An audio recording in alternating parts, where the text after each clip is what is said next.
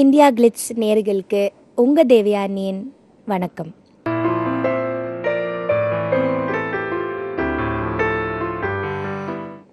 மேல் dominated society இருந்தாலும் என்னை பொறுத்த வரைக்கும் இப்போது பெண்கள் ரொம்ப தான் முன்னேறியிருக்காங்க. என்னையே எடுத்துக்கிங்களேன், எனக்கு ஃப்ரீடம் இருக்குது. என்னோட ஹஸ்பண்ட் எனக்கு அந்த ஃப்ரீடம் கொடுத்துருக்காரு. கரியர் சூஸ் டேக் ஓவர் பண்ணுறதுக்கோ இல்லை வேலை செய்கிறதுக்கோ, நான் இஷ்டப்படி பண்ணுறதுக்கும் வேலைகள் செய்கிறதுக்கும் அந்த ஃப்ரீடம் எனக்கு கொடுத்துருக்காங்க. ஸோ முன்காலத்தை விட இப்போ இருக்கிற பெண்கள் முன்னேறி இருக்காங்க. தொழில்லையும் சரி, வேலைகள்லேயும் சரி, எல்லா விஷயத்துலேயும் அவங்களுக்கு கோஆப்ரேஷன் கிடைச்சிட்டு தான் இருக்குது. பெண்கள் மீது இப்போ கூட சமீபத்தில் ஒரு ரேப் கேஸ் ஆகி ஒரு பொண்ணோட டெத்தே ஆயிடுச்சு. பெண்களுக்கே இப்போ பாதுகாப்பு இல்லை அப்படி ஒரு சூழ்நிலை இருக்குது. பட் அதுக்கு பெண்கள் ஜாகிரதையாக இருக்கணும். என்னை பொறுத்த வரைக்கும் இடங்களில் செல்லும்போது கொஞ்சம் பார்த்து கவனமாக போக வேண்டும்.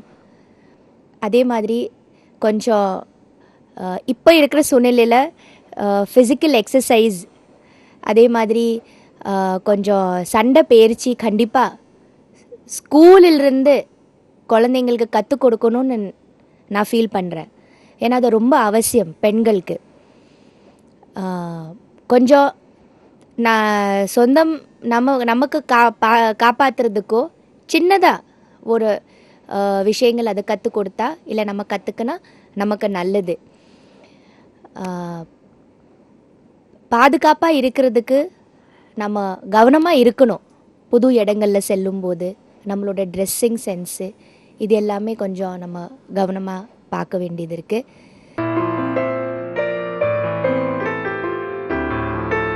எல்லா இடத்துலையும் இப்போ பெண்கள் இருக்காங்க. நீங்கள் சினிமா இண்டஸ்ட்ரி எடுத்தீங்கன்னா எல்லா இடத்துலையும் பெண்கள் இருக்காங்க. பெண்கள் டைரெக்ஷன் டிபார்ட்மெண்ட்டில் இருக்காங்க. நீங்கள் தமிழ்நாடு பற்றி எனக்கு அவ்வளோனும் நான் பெண்கள் டைரக்டர்ஸ் அவ்வளோனும் இது இல்லை. பட் நீங்கள் மும்பை போனீங்கன்னா ஒரு சாதாரண ஒரு ஆடு எடுத்தீங்கன்னா கூட எவ்வளோ lady directors, art assistants ladies, art directors லேடிஸாக இருக்காங்க. அங்கே ஒரு முழு டீமே லேடிஸ் ஒர்க் பண்ணிகிட்ருக்காங்க. நான் ஒரு விம் கமர்ஷியல் ஆட் பண்ணிகிட்ருக்கேன் ஹிந்துஸ்தான் லீவருக்கு. அந்த ஆடுக்கு போனீங்கன்னா 75% 80% லேடிஸ் தான் அங்கே வேலை செஞ்சிட்ருக்காங்க அந்த ஆடு கம்பெனியில். அந்த ப்ரொடியூசர் ஆஃப் த ஆடு company is also a lady. எல்லா டிபார்ட்மெண்ட்ஸ்லையும் லேடிஸ் பார்க்கலாம். நீங்கள் டைரெக்ஷன் டிபார்ட்மெண்ட்டில் ஃபர்ஸ்ட் ஏடி லேடி, செகண்ட் ஏடி லேடி, எல்லா லேடிஸ் தான். அப்புறம் அந்த லேடிஸ் அந்த அசிஸ்டன்ட் டைரக்டர்ஸ் அவ்வளோ ப்ரொஃபஷ்னலாக இருக்காங்க, அவ்வளோ கரெக்டாக இருக்காங்க. எல்லோரும் வாக்கி டாக்கி மாட்டி அவ்வளோ ப்ரொஃபஷ்னலாக இருக்காங்க. ஒரு யாரும் எஸ்கேப் ஆக முடியாது. கரெக்டாக இருப்பாங்க. உங்களை கரெக்டாக கூப்பிடுவாங்க, கரெக்டாக ஷாட் எடுப்பாங்க, அடுத்த ஷாட்க்கு கரெக்டாக ரெடி பண்ணுவாங்க. அதே மாதிரி லைட் டிபார்ட்மெண்ட்டில் லேடிஸ் பார்த்துருக்கேன், ஆர்ட் டிபார்ட்மெண்ட்டில் லேடிஸ் பார்த்துருக்கேன். ஒரு லேடி தன் ஃபுல் பேண்ட்டில் ஒரு ஸ்பெஷல் ஒரு பேண்ட்டு போட்டுக்கிட்டு அந்த பேண்ட்டோட எல்லா சைட்லேயும் பார்த்தீங்கன்னா ஸ்டேப்லரு, பின்ஸு, கிளிப்ஸு, கம்மு, ஃபெவிகாலு, அந்த ஆர்ட் டிபார்ட்மெண்ட்டுக்கு ப்ரஷ்ஷு, பெயிண்ட்டு, என்ன வேணுமோ அது எல்லாமே அவள் வச்சுருக்கா. எதுக்காகவும் ஓட வேண்டிய அவசியம் இல்லை. ஸோ அந்த அளவுக்கு ப்ரொஃபஷ்னலாக இருக்காங்க லேடிஸு. நான் பார்த்துருக்கேன், இங்கே கூட நான் பார்த்துருக்கேன் லேடிஸ் ஒர்க் பண்ணிட்டு தான் இருக்காங்க. ஸோ எல்லா டிபார்ட்மெண்ட்ஸ்லையும் லேடிஸ் இருக்காங்கங்க. லேடிஸ் இப்போ சினிமா இண்டஸ்ட்ரியில் சிங்கிங்க்கு மட்டும் இல்லைன்னா இதுக்கு மட்டும் அதுக்கு மட்டும் அப்படி இல்லை, எல்லா டிபார்ட்மெண்ட்ஸ்லேயும் இருக்காங்க. எல்லா வேலைகள்லேயும் கஷ்டம் இருக்குது, சினிமாவில் மட்டும் இல்லை. நம்ம எந்த கரியர் சூஸ் பண்ணாலும் அதில் ஒரு கஷ்டமும் ஒரு பொறுமையும் எல்லாமே இருக்குது. சினிமா இண்டஸ்ட்ரி பொறுத்த வரைக்கும், என்னை பொறுத்த வரைக்கும் எனக்கு ரொம்ப ஈஸியாக இருந்தது. ஆனால் அது உங்கள் கூட நல்ல டேலண்ட் இருந்துருச்சுன்னா பொறுமை, அதே மாதிரி ஒரு கரெக்டான கைடன்ஸ் இங்கே கண்டிப்பாக வேணும். டேலண்ட் இருந்துச்சுன்னா இங்கே வந்து வரலாம், நடிக்கலாம். எவ்வளவோ பெண்கள் இங்கே சாதிச்சுட்டு தான் இருக்காங்க, சாதிச்சிருக்காங்க. இன்னும் எவ்வளவோ ஹீரோயின்ஸ் வராங்க, நடிக்கிறாங்க. ஸோ இது வந்து ஒரு கஷ்டமான ஒரு இடம் நான் சொல்ல மாட்டேன். என்னை பொறுத்த வரைக்கும் ரொம்ப சேஃபான இடம். ஏன்னா நான் இங்கே நடிச்சிருக்கேன், நான் பல பீப்புள்ஸை பார்த்துருக்கேன், எவ்வளவோ டெக்னீஷியன்ஸ் எவ்வளவோ படங்களில் வேலை செஞ்சுருக்கேன். ஸோ என்னை பொறுத்த வரைக்கும் ரொம்ப ஒரு அழகான ஒரு இடம் சினிமா உலகம்.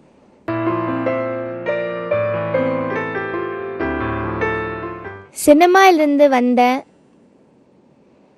சினிமா நிறைய படங்கள் பண்ணது அப்புறம் தான் சின்ன திரைக்கு வந்திருக்கேன். பெரிய திரை பண்ணும்போது கூட நிறைய நல்ல நல்ல படங்கள் பண்ணியிருக்கேன். எனக்கு இம்பார்ட்டன்ஸ் கொடுத்து தான் படங்கள் எடுத்திருக்காங்க. நல்ல நல்ல கேரக்டர்ஸ் எனக்கு வந்து இயக்குனர்கள் கொடுத்துருக்காங்க. எல்லா படத்தில் எனக்கு ஒரு இம்பார்ட்டன்ஸ் இருந்தது. அது ஹீரோ டாமினேட்டட் படம் இருந்தாலும், எது இருந்தாலும், எவ்வளோ பெரிய ஹீரோ இருந்தாலும் எனக்கு தனியாக ஒரு இம்பார்ட்டன்ஸ் கண்டிப்பாக இருந்தது. ஒவ்வொரு படத்துலேயும் இருந்தது. சின்ன திரையிலையும் அப்படி தான். சின்ன திரையில் நாங்கள் தான் ஹீரோ, ஹீரோயின் தான் ஹீரோ. எங்கள் ஃபுல் சுற்றி தான் சீரியலே நடக்கும். நாங்கள் தான் மெயினாக அந்த சீரியல் எடுத்துகிட்டு போகிற ஒரு ஒரு கதாபாத்திரமாக இருக்கும். அதனால் நாங்கள் ஒரு சூப்பர் ஸ்டாராக ஃபீல் பண்ணுவோம். அதில் சின்ன திரையை பொறுத்த வரைக்கும் நாங்கள் ஒரு பெரிய ஒரு அஜித், விஜய் ரேஞ்சில் இருப்போம். சந்தோஷமாக இருக்குது. அது பெரிய திரை இருந்தாலும் சரி, சின்ன திரையில் இருந்தாலும் சரி. இன்னும் எனக்காக வந்து யோசிக்கிறாங்க, கதைகள் எழுதுகிறாங்க, சீன்ஸ் எழுதுகிறாங்க, நல்ல கேரக்டர்ஸ் எனக்கு கொடுக்குறாங்க. இப்போ கூட முத்தாரம் சீரியல் சன் டிவியில் பண்ணிகிட்டு இருக்கிறேன். அந்த சீரியலில் வந்து ஒரு ஐபிஎஸ் ஆஃபீஸராக ஒரு கேரக்டர் பண்ணுறேன். ஐபிஎஸ் ரஞ்சினி தேவி. ரொம்ப திடமாக, போல்டாக, வீரமான ஒரு பெண்மணி. ரொம்ப சூப்பரான ஒரு போலீஸ் கேரக்டர். அந்த மாதிரி ஒரு ஐபிஎஸ் போலீஸ் நீங்கள் எந்த படத்துலையும் பார்த்துருக்க மாட்டீங்க. அந்த மாதிரி ஒரு மிக கம்பீரமான ஒரு கதாபாத்திரம் பண்ணிகிட்ருக்கிறேன். அதுக்கு ஆப்போசிட்டாக அதோட சிஸ்டர் கேரக்டரும் பண்ணுறேன், டபுள் ரோல். அந்த ட்வின் சிஸ்டர் வந்து சிவரஞ்சினி. அவங்க அப்படியே கான்ட்ராஸ்ட், ஆப்போசிட், ஒரு பைந்தாங்குழி கேரக்டர். அக்கா எவ்வளோ, தங்கச்சி எவ்வளோ வீரமாக இருக்குமோ அந்த அளவுக்கு பைந்தாங்குழி இந்த அம்மா. அந்த மாதிரி ஒரு 2 ரோல் பண்ணிகிட்ருக்கிறேன். போலீஸ் கேரக்டருக்கு எனக்கு நிறைய பாராட்டு கிடைச்சிட்ருக்குது. எங்கே போனாலும் நீங்கள் ரொம்ப நல்லா நடிக்கிறீங்க, அந்த பாடி லாங்குவேஜ் ரொம்ப நல்லா இருக்குது, போலீஸ்க்கு ரொம்ப கரெக்டாக இருக்கீங்க போலீஸ்க்கு, அப்படியெல்லாம் கேட்கும்போது ரொம்ப சந்தோஷமாக இருக்குது.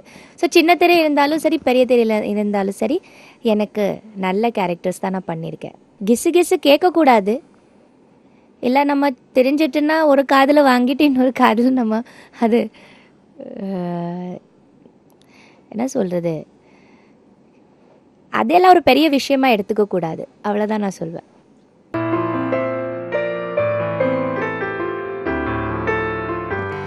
என் ஹஸ்பண்ட் எனக்கு எல்லா விஷயத்துலேயும் சப்போர்ட் பண்ணுவார் எப்போவுமே.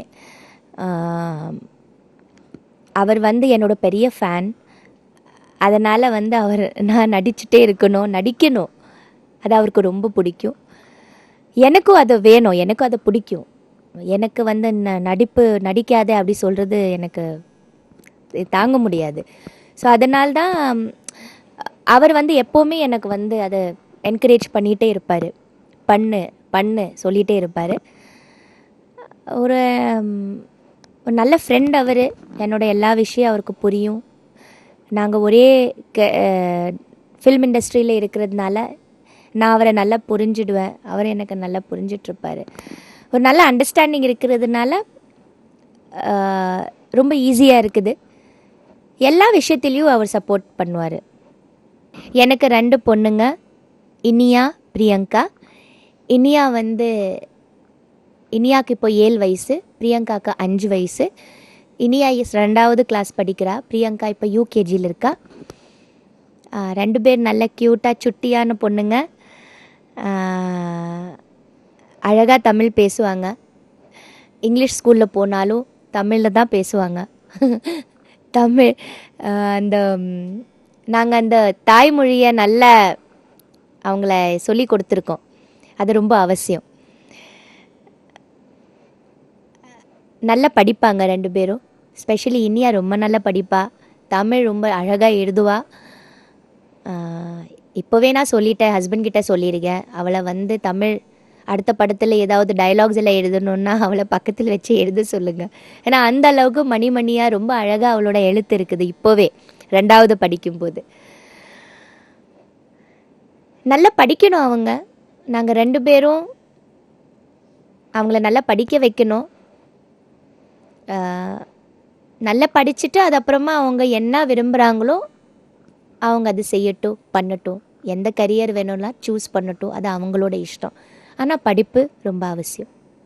எல்லாம் சரியாக பண்ணிட்டு தான் இருக்கேன். ஏன்னா அதுக்கு மெயின் ரீசன் என்னென்னா எனக்கு ஹஸ்பண்டோட சப்போர்ட். அது அப்புறமா ஃபேமிலியில் இருக்கிற எல்லாரும் எனக்கு சப்போர்ட் பண்ணுவாங்க.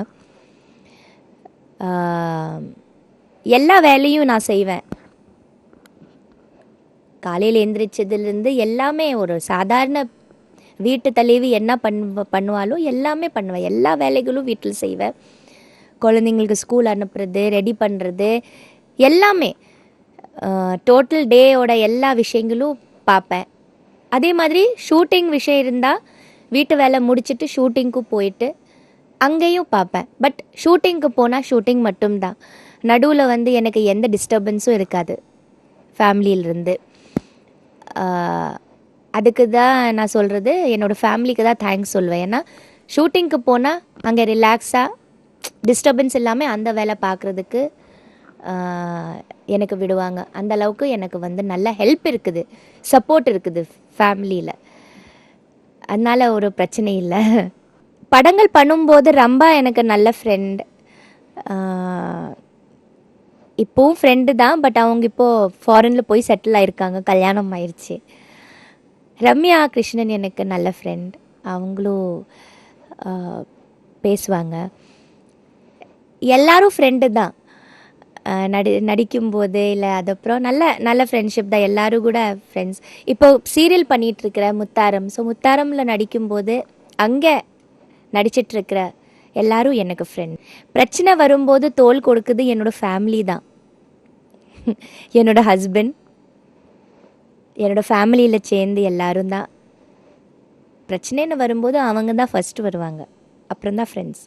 அப்படி பிரச்சனைன்னு வந்து ஃப்ரெண்ட்ஸு தோள் கொடுக்கும் சொன்னால் என்னோடய வீட்டு பக்கத்தில் என்னோடய நேபர்ன்னு சொல்வேன். அவங்க பேர் குல்சும். அவங்க எனக்கு நல்ல ஃப்ரெண்ட். ரொம்ப அன்பானவங்க, ரொம்ப நல்ல பெண்மணி அவங்க. என்னோட பாப்பா, அவங்களோட பாப்பா பயங்கர ஃப்ரெண்ட்ஸ். ஸோ நாங்கள் வந்து நல்ல ஃப்ரெண்ட்ஸ். கஷ்டம் இருந்தாலும் சரி, சந்தோஷம் இருந்தாலும் ஓடி வருவாங்க எங்கள் வீட்டுக்கு. நாங்களும் போவோம் அவங்கள பார்க்குறதுக்கு. இப்போ கூட அவங்களுக்கு 2வது பாப்பா பிறந்திருக்குது. ஃபுல்லாக நான் கூடவே இருந்தேன். அவங்களுக்கு கூடவே ஹாஸ்பிட்டலில் இருந்து டெலிவரி பார்த்து அவங்க கூடவே இருந்து எல்லாமே அவங்கள கவனிச்சு. ஸோ அந்த மாதிரி ஒரு நல்ல ரிலேஷன்ஷிப் இருக்குது நமக்குள்ள. இந்தியா கிளிட்ஸ் நேயர்களுக்கு மகளிர் தினம் நல்வாழ்த்துக்கள். Happy women's day to all of you.